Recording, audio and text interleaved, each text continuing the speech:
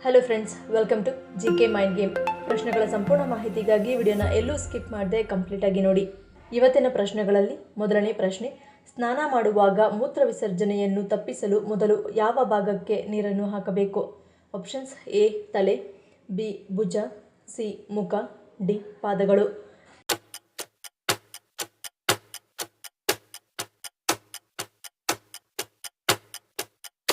ಸರಿಯಾದ ಉತ್ತರ option D ಪಾದಗಳು. ತಣ್ಣೀರಿನ ಸ್ನಾನ ಮಾಡುವವರು ಉಗುರು ಬೆಚ್ಚಗಿನ ನೀರಿನಲ್ಲಿ ಸ್ನಾನ ಮಾಡುವುದು ಉತ್ತಮ. ಮೊದಲಿಗೆ ಕಾಲುಗಳು ಮತ್ತು ಪಾದಗಳ ಮೇಲೆ ನೀರನ್ನು ಸುರಿದುಕೊಂಡು ಆನಂತರ ಹೊಟ್ಟೆಯ ಮೇಲೆ ಮತ್ತು ತಲೆ ಹಾಗೂ ಬೆನ್ನಿನ ಮೇಲೆ ನೀರು ಹಾಕಿಕೊಳ್ಳಿ. ಇದರಿಂದ ಸ್ನಾನ ಮಾಡುವ ಸಂದರ್ಭದಲ್ಲಿ ಎಂದೂ ಮೂತ್ರ ವಿಸರ್ಜನೆಯಾಗುವ ಸಾಧ್ಯತೆ ತಪ್ಪುತ್ತದೆ. ಜೊತೆಗೆ ಸೊಂಟದ ಭಾಗದ ಮಾಂಸಖಂಡಗಳನ್ನು ಬಲಪಡಿಸುವ ಯೋಗ ಮತ್ತು ವ್ಯಾಯಾಮ ಮಾಡುವುದರಿಂದಲೂ ಅನುಕೂಲಕರವಾಗಿದೆ. ಎರಡನೇ ಪ್ರಶ್ನೆ, ಎದೆ ಹಾಲುಣಿಸುವ ತಾಯಂದಿರ ಆರೋಗ್ಯಕ್ಕೆ ಉತ್ತಮವಾದ ಹಣ್ಣು ಯಾವುದು? ಆಪ್ಷನ್ಸ್: ಎ ಬಾಳೆಹಣ್ಣು, ಬಿ ಪೇರಳೆ, ಸಿ ತಾಳೆಹಣ್ಣು, ಡಿ ಮಾವಿನ ಹಣ್ಣು.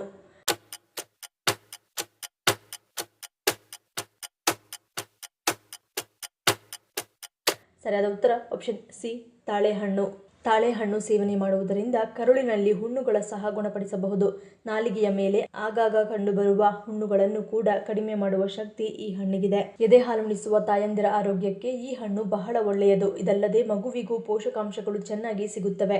ಈ ಹಣ್ಣಿನ ಸೇವನೆಯಿಂದ ಮಹಿಳೆಯರಲ್ಲಿ ಕಂಡುಬರುವ ಬಿಳಿ ಮುಟ್ಟಿನ ಸಮಸ್ಯೆಯು ಕಡಿಮೆಯಾಗುತ್ತದೆ ಮತ್ತು ಬೇಸಿಗೆಯಲ್ಲಿ ಹೆಚ್ಚಾಗಿ ಕಂಡುಬರುವ ಮೊಡವೆಗಳಿಂದ ಮುಕ್ತಿ ಪಡೆಯುವುದರ ಜೊತೆಗೆ ಕೂದಲು ಮತ್ತು ಚರ್ಮದ ಆರೋಗ್ಯವನ್ನು ಕಾಪಾಡಿಕೊಳ್ಳಲು ಈ ಹಣ್ಣುಗಳ ಸೇವನೆ ಮಾಡಬಹುದು.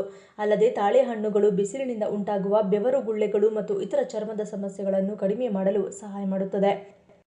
ಮೂರನೇ ಪ್ರಶ್ನೆ, ನಮ್ಮ ದೇಹದಲ್ಲಿ ಆನಂದವನ್ನು ಮಾತ್ರ ಪ್ರತಿನಿಧಿಸುವ ಚಕ್ರ ಯಾವುದು?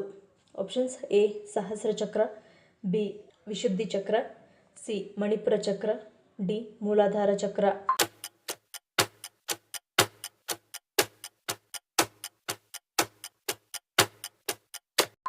ಸರಿಯಾದ ಉತ್ತರ ಆಪ್ಷನ್ ಎ ಸಹಸ್ರ ಚಕ್ರ.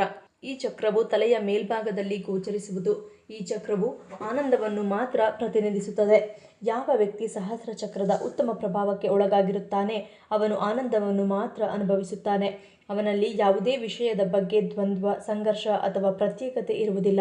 ಅವರು ಎಲ್ಲರೊಂದಿಗೂ ಉತ್ತಮ ಸಂಪರ್ಕವನ್ನು ಪಡೆದುಕೊಳ್ಳುವರು, ಜೊತೆಗೆ ತುಂಬ ಆನಂದವನ್ನು ಅನುಭವಿಸುವರು. ಯಾರಲ್ಲಿ ಈ ಚಕ್ರದ ಕ್ರಿಯಾಶೀಲತೆ ಕಡಿಮೆ ಇರುತ್ತದೆ ಅವರು ಒಂದು ಹೆಜ್ಜೆ ಕೆಳಗಿರುವ ಚಕ್ರದ ಪ್ರಭಾವದಿಂದ ಕೋಪವನ್ನು ಅನುಭವಿಸುತ್ತಾರೆ. ನಾಲ್ಕನೇ ಪ್ರಶ್ನೆ, ಬಾಳೆಹಣ್ಣಿಗೆ ಬಾಳೆಹಣ್ಣು ಎಂದು ಹೆಸರು ಕೊಟ್ಟಿದ್ದು ಯಾವ ದೇಶದವರು? Options: A Bharat, B Arab, C Thailand, D Sri Lanka.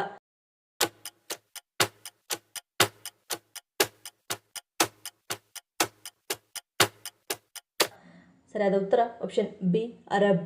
ಬಾಳೆಹಣ್ಣಿನ ಇತಿಹಾಸವು ಭಾರತದಿಂದ ವಿಶ್ವ ಜನಪ್ರಿಯತೆಯತ್ತ ಸಾಗಿತು. ಅದರ ಹಿಂದೆ ಅಲೆಕ್ಸಾಂಡರ್ ದಿ ಗ್ರೇಟ್ ಎಂಬ ಅನಿರೀಕ್ಷಿತ ವ್ಯಕ್ತಿ ಇದ್ದನು. ಭಾರತದಲ್ಲಿ ಅಭಿಯಾನ ನಡೆಸಿದಾಗ ಮೆಸಿಡೋನಿಯನ್ ವಿಜಯಶಾಲಿ ಅಲೆಕ್ಸಾಂಡರ್ ವಿಚಿತ್ರ ಹಣ್ಣನ್ನು ಎದುರಿಸಿದನು ಮತ್ತು ಅದರಲ್ಲಿ ತುಂಬಾ ಆಸಕ್ತಿ ಹೊಂದಿದ್ದನು. ಅವನು ಅದನ್ನು ಮಧ್ಯಪ್ರಾಚ್ಯಕ್ಕೆ ಕೊಂಡೊಯ್ದನು.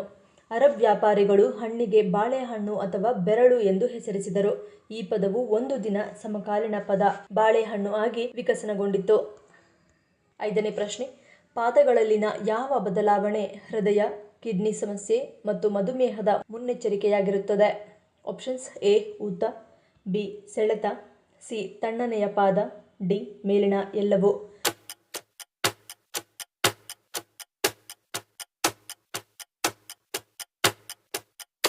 ಸರಿಯಾದ ಉತ್ತರ ಆಪ್ಷನ್ ಡಿ ಮೇಲಿನ ಎಲ್ಲವೂ.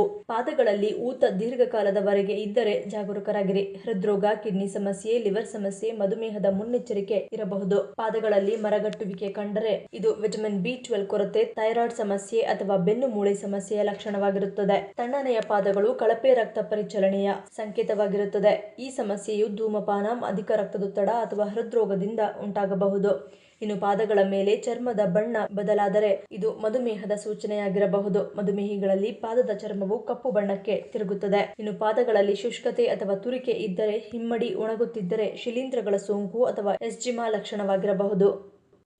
ವಿವಾಹಿತ ಪುರುಷರಿಗೆ ಯಾವುದು ದಿವ್ಯೌಷಧಿಯಾಗಿ ಕೆಲಸ ಮಾಡುತ್ತದೆ?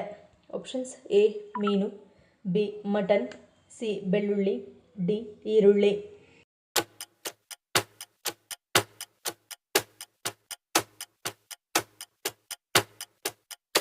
ಸರಿಯಾದ ಉತ್ತರ ಆಪ್ಷನ್ ಸಿ ಬೆಳ್ಳುಳ್ಳಿ. ಪುರುಷರ ಶಕ್ತಿಯನ್ನು ಹೆಚ್ಚಿಸಲು ಬೆಳ್ಳುಳ್ಳಿ ತುಂಬಾ ಚೆನ್ನಾಗಿ ಕೆಲಸ ಮಾಡುತ್ತದೆ. ಇದು ಟೆಸ್ಟೋಸ್ಟೆರಾನ್ ಮಟ್ಟವನ್ನು ಹೆಚ್ಚಿಸಲು ಸಹಾಯ ಮಾಡುತ್ತದೆ ಮತ್ತು ದೈಹಿಕ ಶಕ್ತಿಯನ್ನು ಹೆಚ್ಚಿಸುವಲ್ಲಿ ಪರಿಣಾಮಕಾರಿ ಪಾತ್ರವನ್ನು ವಹಿಸುತ್ತದೆ. ಬೆಳ್ಳುಳ್ಳಿಯ ನಿಯಮಿತ ಸೇವನೆಯು ತ್ರಾಣವನ್ನು ಹೆಚ್ಚಿಸುತ್ತದೆ. ಬೆಳ್ಳುಳ್ಳಿಯಲ್ಲಿರುವ ಸೆಲೇನಿಯಂ ಮತ್ತು ಸತ್ತುವು ಟೆಸ್ಟೋಸ್ಟೆರಾನ್ ಮಟ್ಟವನ್ನು ಹೆಚ್ಚಿಸುವ ಮೂಲಕ ಪುರುಷರ ಲೈಂಗಿಕ ಆರೋಗ್ಯವನ್ನು ಸುಧಾರಿಸುತ್ತದೆ. ಇದು ದೇಹದಲ್ಲಿ ಉತ್ಕರ್ಷಣ ನಿರೋಧಕ ಮಟ್ಟವನ್ನು ಹೆಚ್ಚಿಸುವ ಮೂಲಕ ಟೆಸ್ಟೋಸ್ಟೆರಾನ್ ಸ್ಥಿರತೆಯನ್ನು ಕಾಪಾಡಿಕೊಳ್ಳುತ್ತದೆ. ಒತ್ತಡವನ್ನು ಕಡಿಮೆ ಮಾಡಲು ಮತ್ತು ಪುರುಷರಲ್ಲಿ ಹಾರ್ಮೋನ್ಗಳ ಸಮತೋಲನವನ್ನು ಕಾಪಾಡಿಕೊಳ್ಳಲು ಬೆಳ್ಳುಳ್ಳಿ ಸಹಾಯ ಮಾಡುತ್ತದೆ.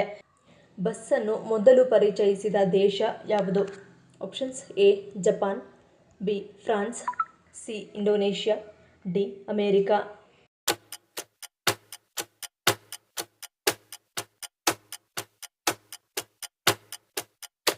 ಸರಿಯಾದ ಉತ್ತರ ಆಪ್ಷನ್ ಬಿ ಫ್ರಾನ್ಸ್. 1820ರ ದಶಕದಲ್ಲಿ ಫ್ರಾನ್ಸ್ನ ನ್ಯಾಂಟೀಸ್ನಲ್ಲಿ ಸ್ಟಾನಿಸ್ಲಾಸ್ ಬೌಡ್ರಿ ಎಂಬುವರು ಮೊದಲ ಯಶಸ್ವಿ ಓಮ್ನಿ ಬಸ್ ಸೇವೆಯನ್ನು ಪ್ರಾರಂಭಿಸಿದರು. ಅದರಂತೆ ಈ ವಾಹನಗಳನ್ನು ಕುದುರೆಗಳು ಎಳೆಯುತ್ತಿದ್ದವು. ಆದರೆ 1900ರ ಆರಂಭದಲ್ಲಿ ಲಂಡನ್ನಲ್ಲಿ ಎಲೆಕ್ಟ್ರಿಕ್ ಬಸ್ ಪ್ರಾರಂಭವಾಯಿತು. ನಂತರದಲ್ಲಿ 1910ರಿಂದ 1920ರ ದಶಕದಲ್ಲಿ ಡೀಸೆಲ್ ಮತ್ತು ಪೆಟ್ರೋಲ್ ಇಂಜಿನ್ಗಳ ಬಸ್ಗಳು ವ್ಯಾಪಕವಾಗಿ ಬಳಕೆಗೆ ಬಂದವು. ಇನ್ನು ಬಸ್ನ ಮೂಲ ಪರಿಕಲ್ಪನೆಯು ಕುದುರೆ ಎಳೆಯುವ ಸಾರ್ವಜನಿಕ ಸಾರಿಗೆ ವಾಹನಗಳಿಂದ ಆರಂಭವಾಯಿತು. 1662ರಲ್ಲಿ ಫ್ರೆಂಚ್ ಗಣಿತಜ್ಞ ಮತ್ತು ತತ್ವಜ್ಞಾನಿ ಬ್ಲೇಸ್ ವ್ಯಾಸ್ಕಲ್ ಪ್ಯಾರಿಸ್ನಲ್ಲಿ ಕುದುರೆ ಎಳೆಯುವ ಸಾರಿಗೆ ವ್ಯವಸ್ಥೆಯನ್ನು ಪರಿಚಯಿಸಿದರು. ಸೊಳ್ಳೆಗಳು ಕೆಲವರನ್ನು ಮಾತ್ರ ಹೆಚ್ಚು ಕಚ್ಚಲು ಕಾರಣವೇನು? ಆಪ್ಷನ್ಸ್ ಎ ದೇಹದ ವಾಸನೆ, ಬಿ ಬಟ್ಟೆಯ ಬಣ್ಣ, ಸಿ ರಕ್ತದ ಗುಂಪು, ಡಿ ಮೇಲಿನ ಎಲ್ಲವೂ.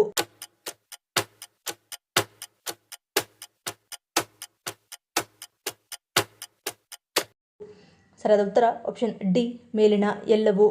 ಸೊಳ್ಳೆಗಳು ರಕ್ತಕ್ಕಾಗಿ ಮನುಷ್ಯರನ್ನು ಕಚ್ಚುತ್ತವೆ. ಸೊಳ್ಳೆಗಳು ಕೆಲವು ರಕ್ತದ ಗುಂಪುಗಳಿಗೆ ಮಾತ್ರ ವಿಶೇಷವಾಗಿ ಆಕರ್ಷಿತವಾಗುತ್ತವೆ ಮತ್ತು ಸೊಳ್ಳೆಗಳು ಗಾಢ ಬಣ್ಣಕ್ಕೆ ಬೇಗ ಆಕರ್ಷಿತವಾಗುತ್ತವೆ. ಸೊಳ್ಳೆಗಳು ಗಾಢ ಬಣ್ಣದ ಬಟ್ಟೆ ಧರಿಸಿದವರನ್ನು ಹೆಚ್ಚು ಕಚ್ಚುತ್ತವೆ, ಏಕೆಂದರೆ ಇವುಗಳ ದೃಷ್ಟಿಗೆ ಮೊದಲು ಬೀಳುವುದೇ ಗಾಢ ಬಣ್ಣ.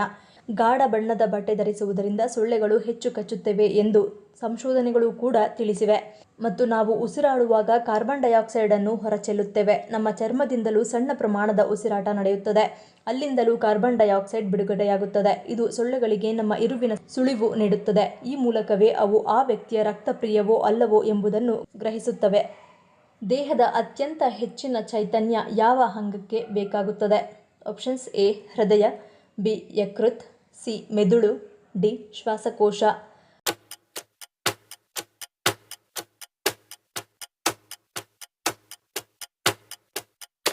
ಸರಿಯಾದ ಉತ್ತರ ಆಪ್ಷನ್ ಸಿ ಮೆದುಳು. ದೇಹದ ಇತರ ಎಲ್ಲ ಅಂಗಗಳಿಗಿಂತ ಹೆಚ್ಚಿನ ಚೈತನ್ಯ ಮೆದುಳಿಗೆ ಅಗತ್ಯವಿದೆ. ಹಾಗಾಗಿ ಹೃದಯದಿಂದ ಮೆದುಳಿಗೆ ಪೂರೈಕೆಯಾಗುವ ರಕ್ತ ಬೇರೆಲ್ಲ ಅಂಗಗಳಿಂದ ಹೆಚ್ಚು.